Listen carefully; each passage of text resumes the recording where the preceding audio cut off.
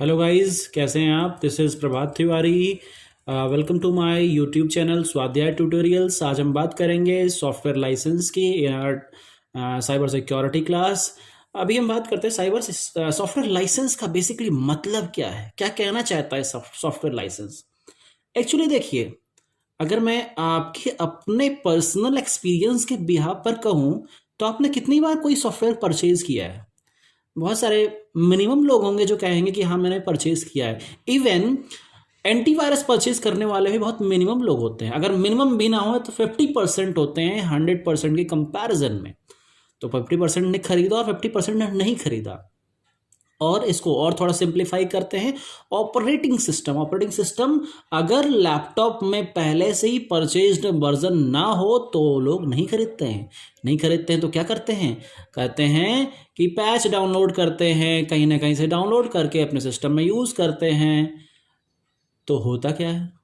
होता ये है कि वो कॉपीराइट एक्ट को वायलेट कर रहे होते हैं और इस वायलेशन के लिए उन्हें इम्प्रिजनमेंट हो सकती है और उन्हें पेनाल्टी भी देनी पड़ सकती है। तो अभी मैंने आपको समझा दिया कि सॉफ्टवेयर लाइसेंस क्या होता है।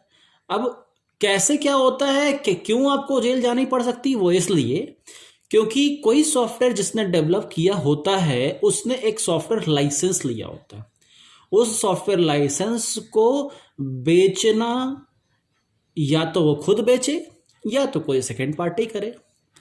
अब सेकेंड पार्टी अगर कोई बेच रही है तो इसे हम राइट्स कन्फर्ड कहते हैं। राइट्स कन्फर्ड का मतलब जो मेरे अपने राइट हैं उसे मैंने रेंट कर दिया।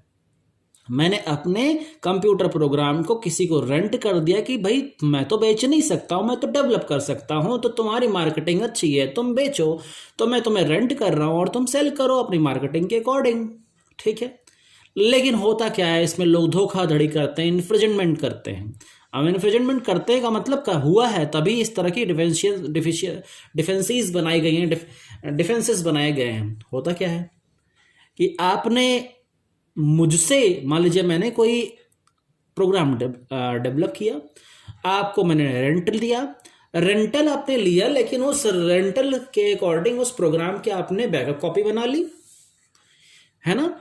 या फिर उस मेरी ओरिजिनल कॉपी को लॉस करवा दिया, डैमेज करवा दिया, या किसी थर्ड पार्टी को बेच दिया और थर्ड पार्टी ने उस प्रोग्राम में थोड़ा सा ऑल्टर करके उसे सेल करने लग गया। तो ये क्या है? धोखाधड़ी है। अगर इस तरह की धोखाधड़ी करते हैं, ठीक है, इसका मतलब ये आप ऑफेंस कर रहे हैं। और ऑफेंस कर रहे हैं इसका मतलब ये कि 7 दिनों से लेकर 3 साल तक की सजा और 50,000 से लेकर के 2 लाख रुपए तक का जुर्माना आपको भरना पड़ सकता है। इसलिए मैं आपसे इस सॉफ्टवेयर लाइसेंस के रिगार्डिंग इतना ही कहूँगा कि आप सॉफ्टवेयर लाइसेंस क्राइम ऑफेंस मत करिए। कोई सॉफ्टवेयर है उसे आप यूज़ करना चाहते हैं तो उसे परचेज करिए, नहीं तो ऑफेंस के अकॉर्डिंग आपको 7 दिन की भी जेल हो सकती है, तो भी वो आपके लिए ज़्यादा ही होगा।